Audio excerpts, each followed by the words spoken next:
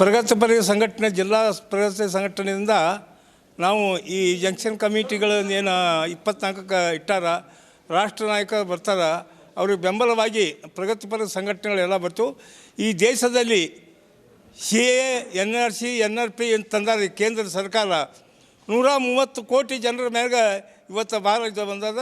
ತಾತ ಮುತ್ಯಾನ ದಾಖಲೆ ಕೊಡು ಸತ್ತಿದ ಅಂದ್ರೆ ಕೊಳ್ಳಕ್ಕೆ ತಯಾರಿಲ್ಲ. ಇವು ಭಾಳ ಕಾನೂನು ಅದ.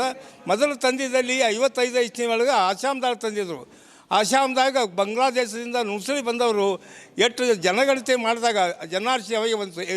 ಆಡ್ದಾಗ ಏನಾಗಿದೆ, ಅವರು 3 ಕೋಟಿ 40 ಲಕ್ಷ ಜನ ಸಂಖ್ಯೆ ಇದ್ದಲ್ಲಿ ಅದರೊಳಗೆ ಬಂದವರು ಅಷ್ಟು 19,06,665 ಜನ ಬಾಂಗ್ಲಾದೇಶದವರು ನುಸುಳಿ ಬಂದಾರ ಅಂಥೇಳಿ ಅದಕ್ಕೆ ಮಾಡಿದ್ರು ಅಂತಂದು. ಈಗೇನು ಪಾರ್ಲಿಮೆಂಟ್ದಾಗ ಮತ್ತು ರಾಜ್ಯಸಭೆದಾಗ ಮಾಡ್ಯಾರ. ಈಗ ಮುಸ್ಲಿಮರ ಬಿಟ್ಟು ಉಳ್ಕಿದ ಜನರನ್ನ ಇದು ಮಾಡಿ ಜನಗಣತಿ ಮಾಡ್ಬೇಕಂದ್ರೆ ಇದು ಭಾಳ ಅದ.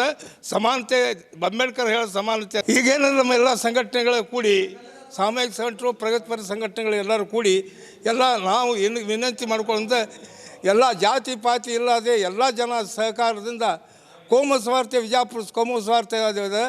ಈ ಕೋಮು ಸ್ವಾರ್ಥ ಸಲುವಾಗ ಎಲ್ಲರಿಗೂ ಕೂಡಿ ಒಗ್ಗಟ್ಟಾಗಿ ಜಾತಿ ಪಾತಿ ಅನ್ನೋದೇ ಈ 24ನೇ ಏನು ಕಾರ್ಯಕ್ರಮ ಅದ, ಅದರಲ್ಲಿ ಎಲ್ಲರೂ ಭಾಗವಹಿಸಿ ಅಂತ ಕಳಕಳಿಂದ ವಿನಂತಿ ಮಾಡ್ಕೊಳ್ತೀವಿ. ಪ್ರಗತಿಪರದಿಂದ ಭೀಮಶಿಖರಾದಿ ಪ್ರಗತಿಪರ ಜಿಲ್ಲಾ ಅಧ್ಯಕ್ಷರು.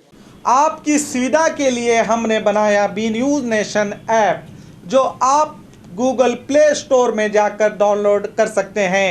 इस ऐप में वीडियो न्यूज़ देखने के साथ साथ आप देश भर की न्यूज़ पढ़ भी सकते हैं, कन्नड़ा और उर्दू ज़बान में।